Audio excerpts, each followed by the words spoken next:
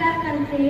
किशोर काका पेटे यांनी मला इथे आमंत्रित करून माझा मान सन्मान वाढवला त्याबद्दल मी त्यांचे आभारी आहे. आज या सर्व मोठ्या अनुभवी माताभगिनी बसण्याचा योग मला लाभला हे माझ्यासाठी गौरवास्पद आहे. कदाचित तुम्हाला विचार आला असेल की लहानशी या मोठ्या व्यासपीठावर काय बोलणार.